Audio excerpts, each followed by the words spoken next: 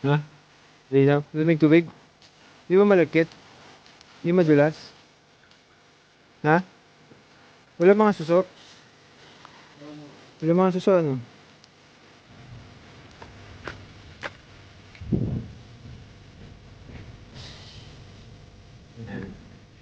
DRT na po itong daan na to, paakyat dun. Tapos itong daan na to, papunta to doon sa ginagawang bypass road papuntang Baler, Adinggalan. Kaya pag ginagawa yung bypass na yon, biglang-biglang tataas ang value ng mga lupa rito. Ito po yung papunta dun sa area. Ayan, puro ano lang, farm na to, manggahan.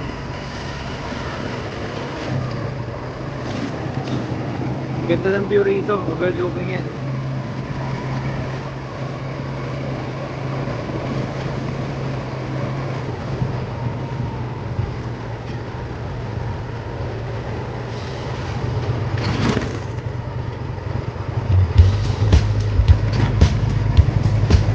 Yan, yan na yung Sapa.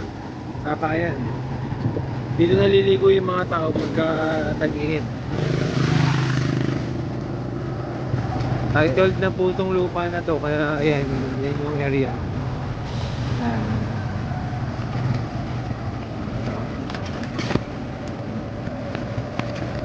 Yan, yan, yan to. Yung iba, ito. Yan, gigilabay yung mga tao niyan. Lalo pagka, ano, malakas ang agos yan. Yan, ito yung property.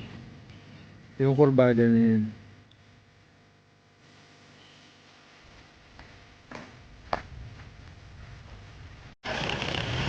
O yan. Para-rotovator ulit tayo. Kailangan kasi yung sira-sirang gilid na yon, matambakan yon. Kaya dudurugin niya muna, tutulak niya yung lupa doon. Siguro yun naman, kaya kumakain ng ano, fornik, papalain niya para ganun, lumilid doon. Kailangan kasi, nakita niyo malalim doon sa may parte na yun, no? Kailangan mapunuan niya yun para gumanda yung magiging korte, sloping niya, parang pa ganun, banayad. Medyo bangin kasi ron eh. Kasi yan, itong side na yan, yung may nakikita niyo may kawayan na yan, ang totoo niyan, nagpa-estimate ako sa mga mason, sinisingil nila kami ng 485,000 daw para dun sa mula dito hanggang dun sa may dulo ng daan. Kung hindi ako nagkakamali, nasa 46 square meters ang haba. Sumisingil sila ng 485, kaya sabi ko nga kay Goryo, manguha na lang tayo ng kawayan, tapos tambakan natin unti-unti, tapos yung ngayon iayos yung ano, yung pagkakatulak ng lupa, kagaya ng pinapagawa ko kay Goryo ngayon, pinapalahan niya hanggang sa mapantay yung level ng lupa. Tapos ito ngayon tutulak na ron pati dun sa may kabila. So magkano lang, 3 hours plus another 2 hours ngayon, di 5 hours sa rotavator, sa 1.3 ang isang oras. Tapos nakagastos kami ng 1,000 sa kawayan. Tapos kulang 5,000 para sa hog wire, yung pinambalot namin paikot kasama itong mga to. Tapos labor. Tapos 20,000 para dun sa bako, kasi pinabako ko to eh, dahil dito merong mataas na bundok dito, yun yung pinapatag ko muna.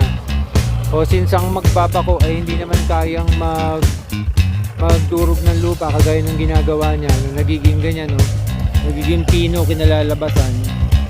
O kaya kailangan tuyo ng lupa, obligado babanata naman ng rotavator. Kaya nandito ulit siya ngayon para pinuhin yung lupa, tapos maitulak nga yung mga nasa gilid na yun. Bakit? Na? Bakit?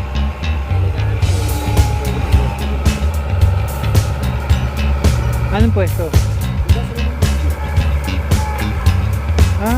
Sasaluhin? Ayan, magandang hapon. Sorry, ngayon ko na lang na i-video. Ito yung nabili naming stainless na parang deck freezer yata tawag dito. Nasa ibaba yung freezer. So may mga lalagyan siya sa ibabaw ngayon. Ito yung nabili namin sa surplus shop. Doon sa may San Ildefonso. Ayan, nakita niyo naman yung tsura. Oh. Ayan. Dugyot, di ba? Ito yung ibabaw niyan. Malabo, puro gas-gas. Ngayon bumili ako sa Shopee ng mga pang bapping. Tapos, ito na yung nagiging itsura niya ngayon. Lumilitaw na. Ayan. Ito medyo komplikadong linisin dahil kapag ka tumatama yung bapping wheel dito sa kanto ito, ayan. Nauupod, kinakain niya, nagtatalsikan sa may mata, masakit. Tapos, ito, meron na ako nung bapping soap. Bapping soap tawag nila rito, ayan. 100 plus lang yan sa Shopee. Tapos, ayan. Medyo malaki ng pinagbago kumpara sa ayun yung dati niya. Ayan. Tapos, eto na yung ngayon. Ayan.